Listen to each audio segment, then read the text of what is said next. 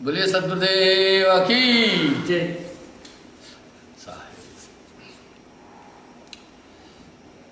जय खोजत ब्रह्मा थके, सुर नर मुनि और शेष। अटपट वाणी कबीर की, झटपट लखी न जाए, जो कोई झटपट लखे ताकि दुबदा जाए। दरअसल साहब के शब्दों में गूढ़ रहस्य है, उस तक मनुष्य नहीं पहुंच पा रहा है। जाप मरे अजपा मरे, अनहद भी मर जाए, सूरज समानी शब्द में ताको काल न खाए। अब कुछ लोगों ने शब्द का मतलब भौतिक शब्द मान लिए। अब वो कह रहे हैं दो शब्द हैं, एक है धुनात्मक, एक है वर्णनात्मक। दोनों तो एक ही हुआ, चलो हम दो मान रहे हैं। वर्णनात्मक वो शब्द हैं जो हम बोल रहे हैं, ऐसी व्याख्या दी। धुनात्मक अनहद शब्दों को कहा। अब वो उस अनहद शब्दों को ही सच्चा नाम भूल रहे हैं। कुछ मत बतांतर अनहद शब्दों को ही परमात्मा बोल रहे हैं और उसका हवाला संतों की वाणी से काफी लंबा दे रहे हैं। पर साहब क्या कह रहे हैं? शब्द शब्द सबको कहे, शब्द न चीने कोय, शब्द न चीने सोए कोय। शब्द है सुनने के 12। भाई सभी शब्द शब्द बोल रहे हैं। शब्द न बूझे कोई, सो तो शब्द विदेह है। अब पहली बात है, ये विदेह शब्द क्या है? जो हम शब्द ये बोल रहे हैं ये मायावी है, भौतिक है। इन शब्दों में दो धातु हैं, एक है वायु तत्व, एक है पृथ्वी तत्व। आप देखिए जब इंसान बोलता है तो मुंह से वायु निकलती है,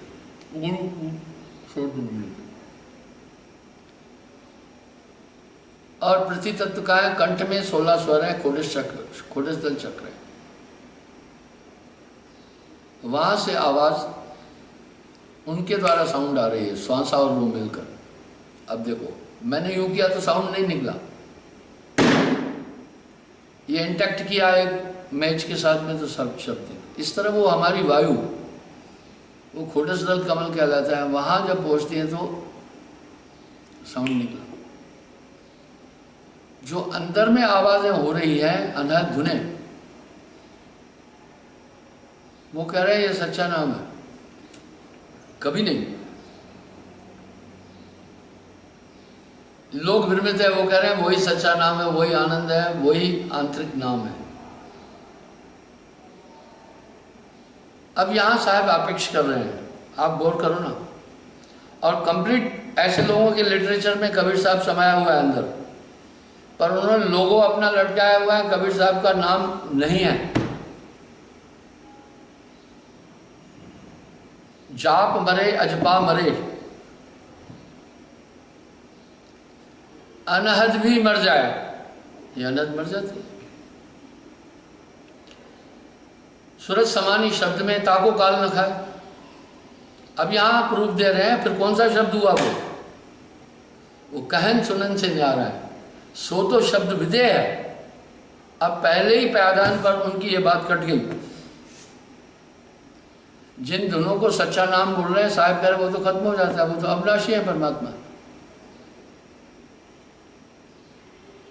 जाप मरे अजपा मरे, अनहद भी मर जाए, सूरज समानी शब्द में ताको काल न खाए। वो एक स्टेज है, भंवर गुफा में शब्द हो रहे हैं। संतों ने वो एक पॉइंट बोली है, उनको सच्चा परमात्मा नहीं बोला। जो अंदर में धुनें हो रही है वो नाड़ियों के संयोग से। मैंने कई बार बोला, आप दोनों मुट्ठियां और दांत जोर से बीचो तो आपको अंदर में धुनें ज़्यादा सुनाई देगी। और हमारी नाड़ियां बाकी सब चीज़ें काम कर रही हैं, इसलिए ये जो शब्द की घोर चहोरते हैं, ये जो झनकारें हो रही है ये भौतिक है।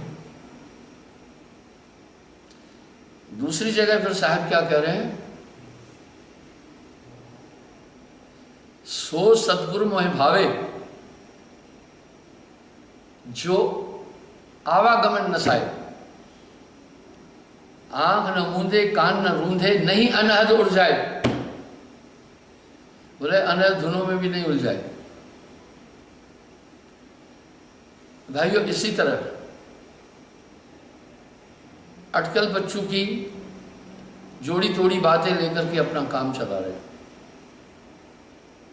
नाम, वो नाम साहब क्या कह रहे, वो इन्हीं को नाम कह रहे हैं ना। ये तो फिर धुनात्मक जो हुआ इसमें तो माया है, ये माया भी नाम है। कहन सुनन से नहीं आ रहा है। अब नाम के बारे में क्या कह रहे हैं साहब, लिखा न जाए,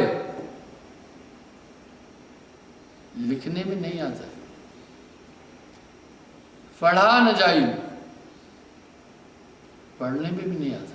कहा न जाए, कह नाम,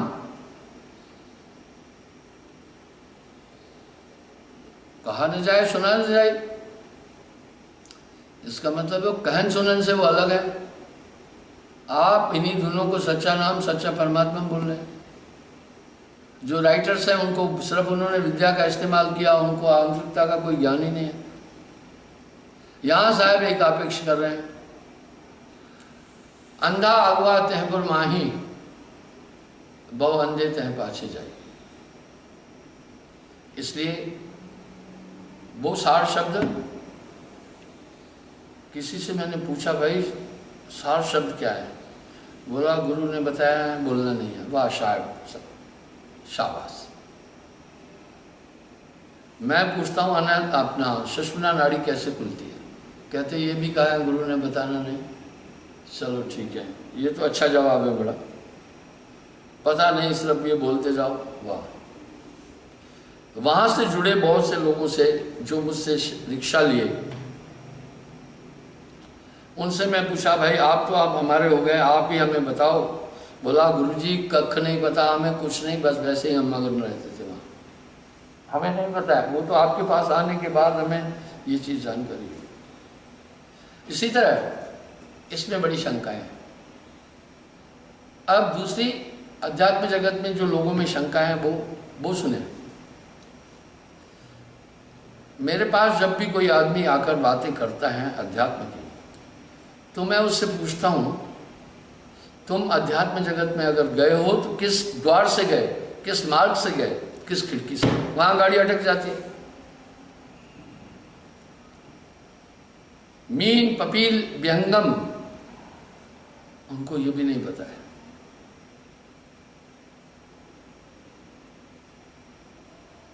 मीन मार्ग में आदमी अपनी श्वासों में अपना ध्यान एकाग्र करते चलता है। पपील में धीरे धीरे धीरे धीरे अपने ध्यान को उठाता है। व्यंगम में ये संत के पास है। एक बार जो दर्शन पाए देखिए बहुत विलंब न आए। कुछ लोग तो आकर मुझे जब वहाँ सतलोक की बातें करते हैं नाना मत मतांतरों के, मैं पूछता हूँ सतलोक देखा है, तो उनका जवाब होता है हाँ। मैं बोलता कैसे गए, बस वो पढ़ी लिखी बातों के अनुसार कहते हैं ऐसे ऐसे ऐसे गए। फिर मैं उससे पूछता हूँ, अगर वो कहे मैं अपनी ताकत से गया, तो मैं बस वही बात खत्म कर देता हूँ, ये झूठा नंबर 1 है।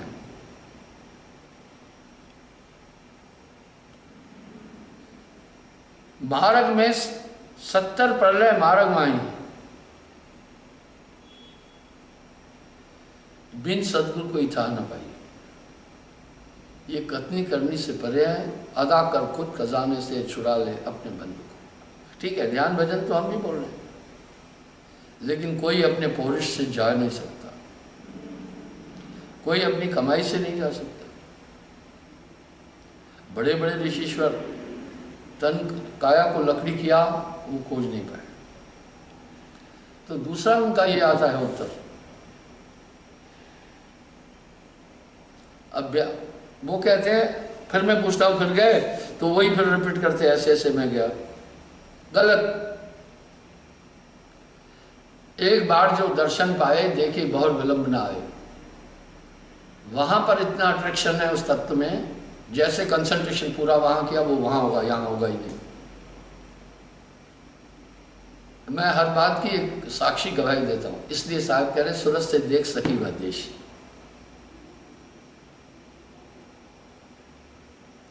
इस तरह कई लोग तर्क वितर्क करने वाले मेरे पास पहुंचते हैं। मैंने कुछ दिन पहले एक और बात बताई थी। एक हिमाचल से आया, बड़ा इंटेलिजेंट बन रहा था और काफ़ी साहब की वाणी पर उसका रिसर्च था। जहाँ जहाँ मैं कुछ बोलता था वो टोक देता था। वो संभवतः थोड़ा लोगों में अपनी प्रसिद्धि चाहता होगा। खैर कोई बात नहीं, प्रसिद्धि चाहिए तो कोई बात नहीं है। मैंने उनसे 2-3 सवाल जब पूछे, उसको कोई भी पता नहीं था किस रास्ते से आना है, कैसे जाना है, आपने साक्षात्कार किया या नहीं किया। गाड़ी अटक गई। जब मैंने थोड़ा बहुत दिया, उसी समय मुझसे वो दीक्षा बोला, मैं अभी दीक्षा ले लूँ। ये थोथा ज्ञान जो होता है ये अहंकार से उत्पन्न होता है। कहे कबीर ये सैन गुंगा तणी होए गुंग तो समझ पाए। मैं आपको एक बात, ये अहंकार से बात नहीं बोल रहा हूँ। मेरे पास फैजाबाद के सेठ रामचंद्र जी एक भद्र व्यक्ति को लाए। बोला गुरुजी ये वाइस चांसलर रहे हैं और हिंदी विभाग के अध्यक्ष रहे हैं, पीएचडी है, बड़ी ऊंची पोस्ट पर थे। मैंने उनसे पूछा पीएचडी किस पर की है? कबीर साहब पर।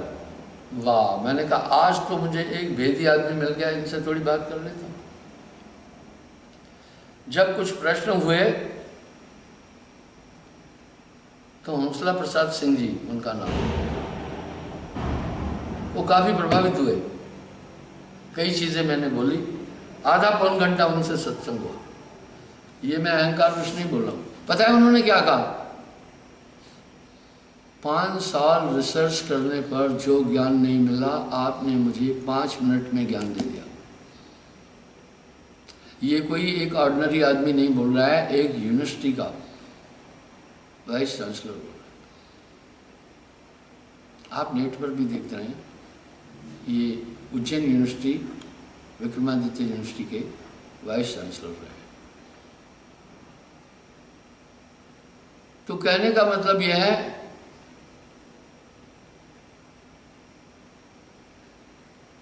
समझे की कहते एक है, जिन समझाते हैं छोड़। कहे कबीर ये बीच ही बलक और की ओर। विज्ञान कभी यहां नहीं पहुंच सकता है, यह अवस्थाओं का खेल है।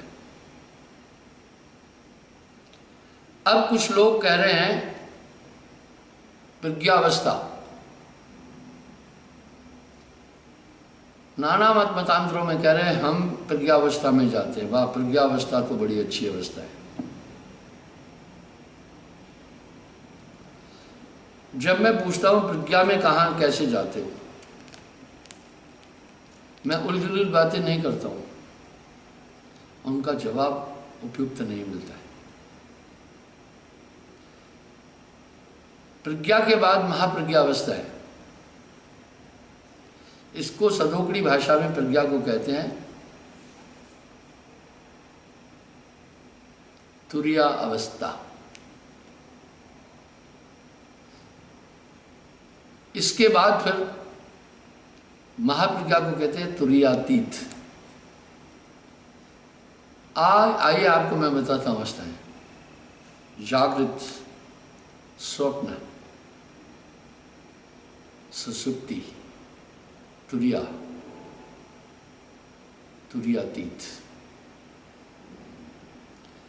जागृत अवस्था में मन का आवाज आंखों में, अभी आप बैठे, ये जागृत अवस्था। ये कर्म ज्ञान इंद्रियां पूरा काम करती है। खेल यही है निद्रा में ये कर्म ज्ञान इंद्रियां नहीं काम करती हैं, दूसरा शरीर मिल जाता है।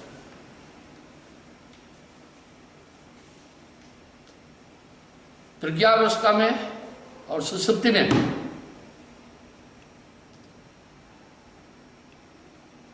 अभी जागृत में है आप, ये इंद्रियां काम करें। दूसरा है सूक्ष्म शरीर। पहले मैं अवस्थाएं बताऊंगा, जागृत, स्वप्न, सुषुप्ति, तुरिया, तुरियातीत।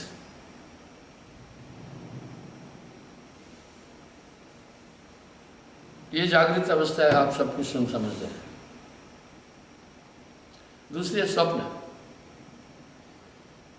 स्वप्न अवस्था में ये कर्म ज्ञान इंद्रियां नहीं काम करती है, ये चीज हो जाती है, एक आंतरिक शरीर काम करता है। इसलिए जब आप स्वप्न में चले जाते हैं, अपने इर्द गिर्द की सभी चीजें देखते हैं, लेकिन आप खुद को नहीं देख पाते। आपकी आत्मा का वास जागृत में होता है, आंखों में।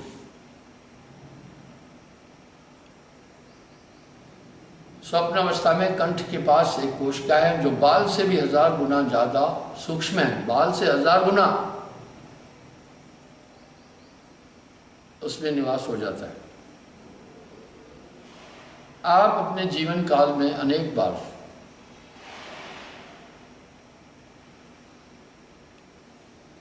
उस अवस्था में गए हैं, पर आपको पता नहीं कैसे गया। वाह, ये कौतुक है। इंसान अपने जीवन का 1/3 हिस्सा नींद में गवाता है। आप स्वप्न की दुनिया से आपका बहुत गहरा संबंध है। हजारों बार आप इस अवस्था से निकले हैं, इस शरीर से निकले, उसमें गए और पता नहीं चला। वहां उस सूक्ष्म शरीर के द्वारा आप दुनिया देखते हैं और सब कुछ सच लगता है। वापस भी आ जाते हैं, ना आपको जाने का पता चला, ना आपको वापस आने का पता चला। क्या रहस्य है। तीसरी है सुषुप्ति।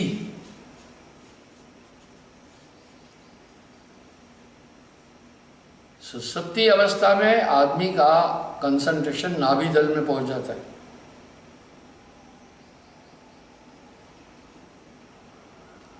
अभी से 1000 गुना कम चेतना होती है। इसको मूर्छावस्था, महामूर्छावस्था भी कहते हैं, इसको कामा भी कहते हैं, इसको गहरी नींद भी कहते हैं।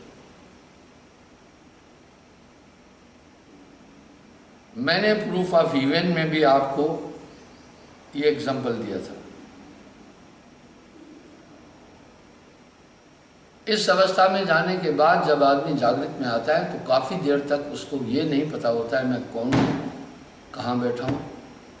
इसको दूसरे शब्दों में गहरी नींद भी कहते हैं।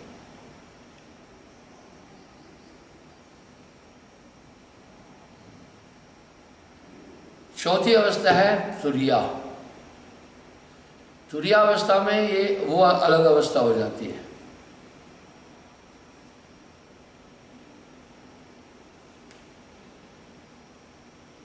ये तुरियावस्था सुषुम्ना में जाने के बाद बनती है। तब ये तीनों शरीर की पूरी प्रक्रियाएं बंद हो जाती है। आपको कुछ पता ही नहीं चलेगा कि आप एक निकल जाते हैं।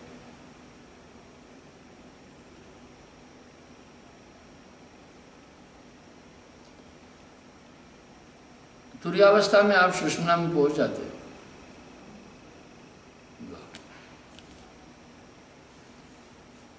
पांचवी अवस्था है तुरियातीत।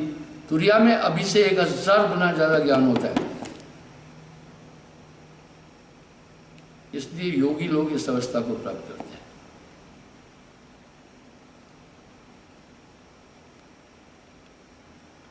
और उस अवस्था को प्राप्त करके सिद्धि और शक्तियों की प्राप्ति करते हैं। पांचवी है तुरियातीत अवस्था।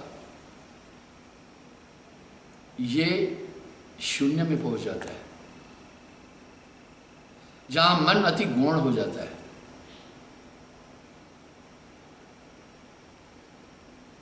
अब छठी अवस्था सुनना, इसको कोई नहीं जानता है। इन अवस्था में वैज्ञानिक नहीं जा पा रहे, ऋषि मुनि भी नहीं जा पा रहे, साहब जिक्र कर रहे, और वेदों में शास्त्रों में इन्हीं अवस्थाओं का उल्लेख है। अब साहब क्या करें? तुरिया तीत ताहल के पारा। हाँ, तुरिया तीत, तुरिया तीत ताहल के पारा, विनती करे तहदास तुम्हारा। इन रहस्यों को कोई भी नहीं खोल रहा है। माला लक्कड़ पूजा पत्थर तीरथ है सब पानी, कहत कबीर सुनो भाई साधो चारों वेद कहानी। रटी रटाई बातें, चार बात वहां से ली, दो वहां से ली, ले लेकर अपनी मिक्स दुकान चला रहे। यहां साहब अपेक्ष कर रहे हैं, अंधा अगुआ तह पर माही, भाव अंधे तह पीछे जाई। अंधा मिल अंधे को पेलिया, दोनों परे कोप के माही। इसी प्रकार इंसान के पास 6 शरीर हैं। अब तुर्यातीत पर मैं आगे बोलूंगा। पहला शरीर है स्थूल शरीर, अवस्था चेतन, इंद्रियां काम कर रही, ये शरीर बैठे या स्थूल अवस्था शरीर। दूसरा है सूक्ष्म, आपको नींद में प्राप्त होता है, जिससे आप सभी चीजें देखते हैं। तीसरा है कारण,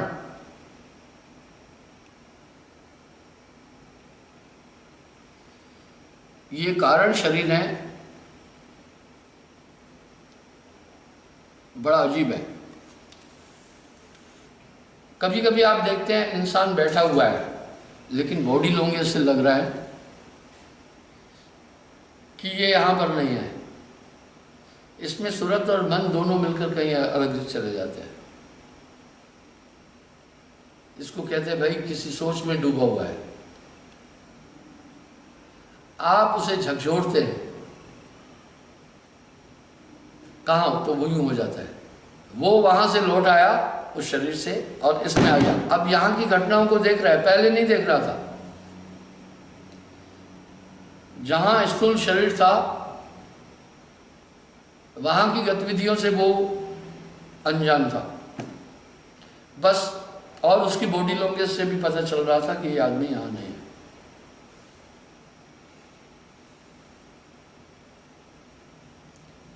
चौथा है महाकारण शरीर। इसमें साधक क्या करता है?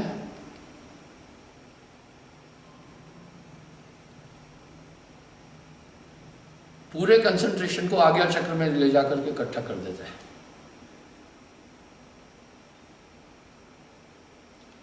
ये चक्र शोधन चक्र बोधन में आता है।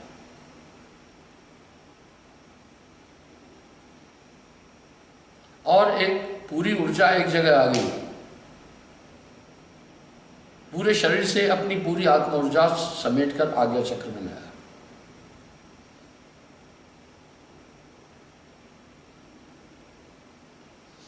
और जो कुछ देखता है उस समय चेतना बहुत बढ़ जाती है, रिद्धि सिद्धियां भी प्राप्त हो जाती है, कल्प शक्तियां प्राप्त हो जाती है। पर ये बहुत कम जानते हैं और पाखंडबाजी ज्यादा चलती है। बस बात यह है, माया मुंबई से और खबर कहे मोरे भाई। पांचवा है ज्ञानदेही। वो समस्त इंद्रियों को पूरा साथ देता है, सभी चीजों से बिल्कुल एकाग्र होता है और ब्रह्म चिंतन करके ब्रह्ममय होता है। फिर कहता है अहम ब्रह्मस्मि। इस मुकाम तक पहुंचना बहुत मुश्किल है। ऋषि मुनि इसी मुकाम की प्राप्ति की कोशिश करते थे।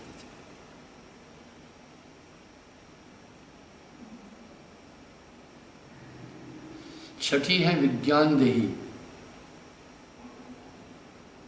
ये योगेश्वर लोग प्राप्त करते हैं सिर्फ। इस विज्ञान देही में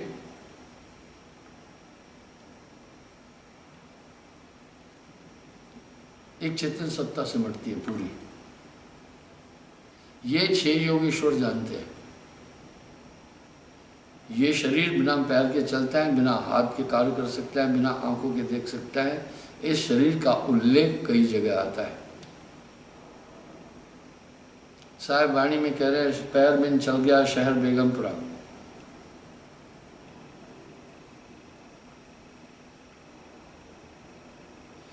घर घर मंत्र देत फिरत हैं महिमा के अभिमाना, गुरु सहस शिष्य सब बूढ़े अंत काल पछताना।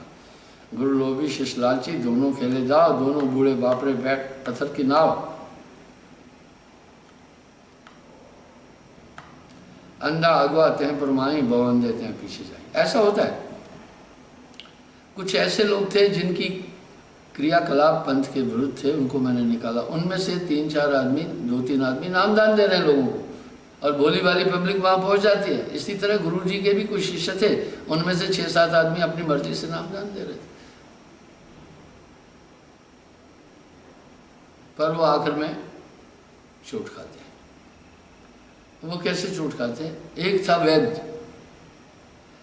वैद काफी बुजुर्ग था, उसका झोला झपटा उठाने के लिए एक मुंडू था।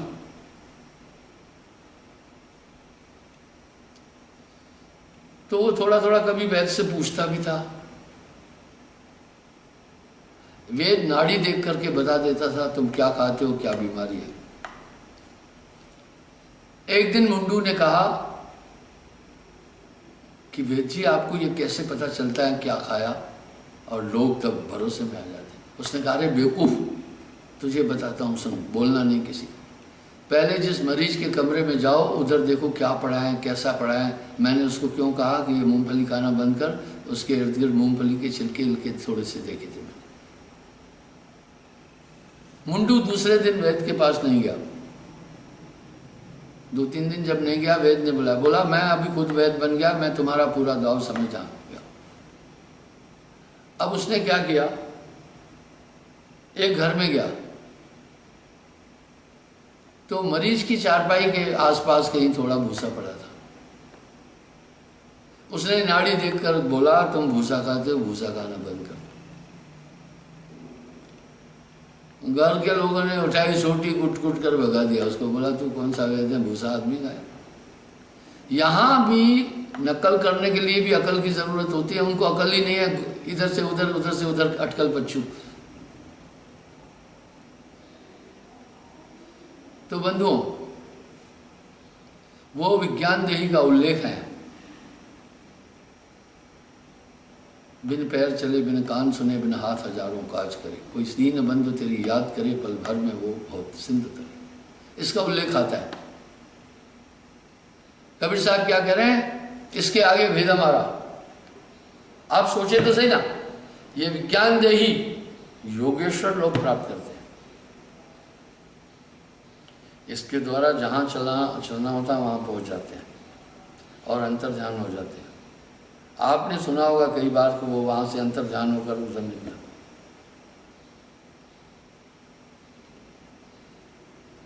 मैंने आपको अवस्थाएं बताई छे, इस तरह शरीर छे। अब साहब क्या करें, इसके आगे भेद हमारा, जाने का कोई जाना ना। ये विज्ञान देही से ये जीव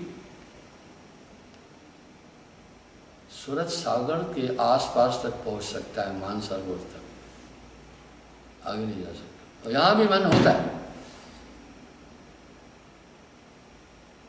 जब उस सूरत सागर से गुरु कृपा से आगे जाता है, मन वहां छूट जाता है, तो वो सूरत की देही हंस रूप होता है।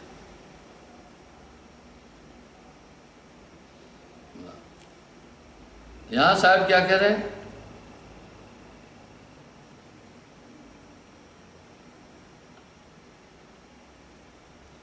यहां साहब एक चेतावनी दे रहे हैं।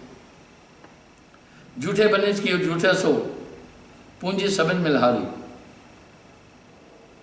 नर को नहीं पड़ती तुम्हारी। ये झूठ की तरफ लगा हुआ है। खट दर्शन मिल पंच चलायो त्रिदेवा अधिकारी। ये खट दर्शन भक्ति का संचालन क्षेत्र, जोगी जंगम सेवड़ा कर्मकांडी सन्यासी दरवेश। बोला इसी राह पर दुनिया चल रही है। राजा देश बड़ो परपंचो, रैयत रहत उजारी। यानी इस देश का राजा मन है, रैयत जनता को इसने भ्रमित किया। इत्ते उत्ते इत रहो जब की सांड सवारी।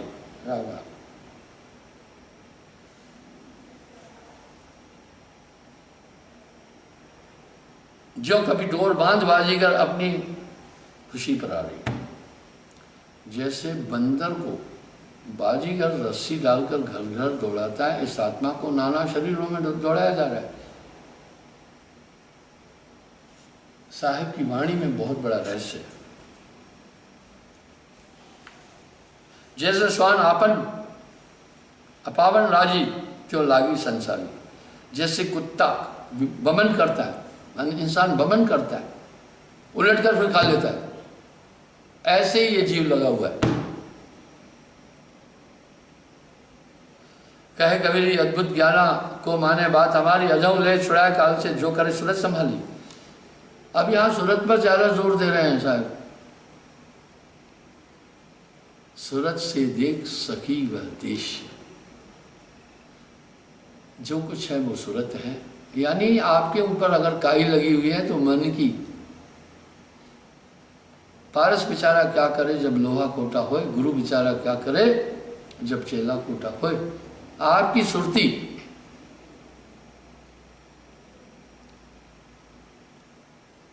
पर आवरण है मन का, ये जल्दी नहीं जा रहा है।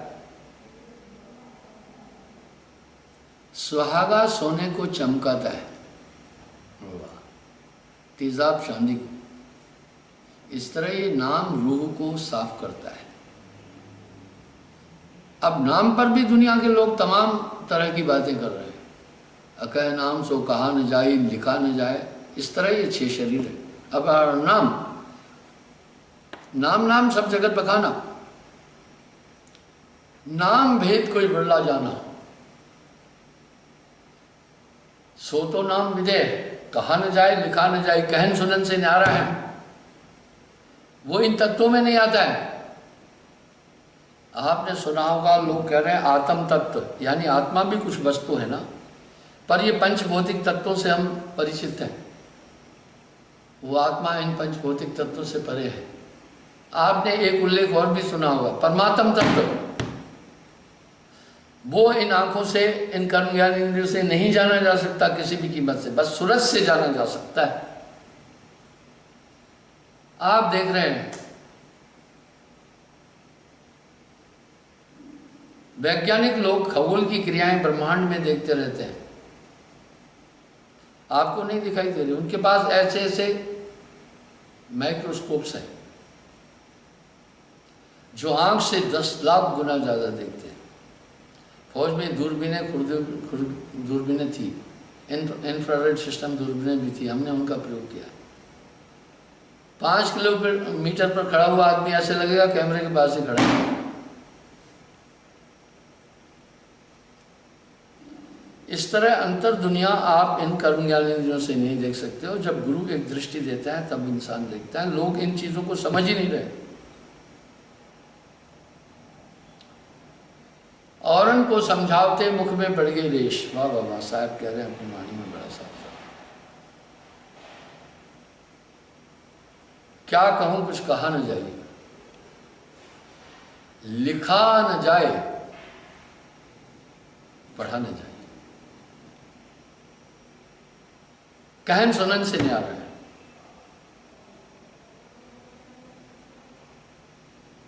अबधू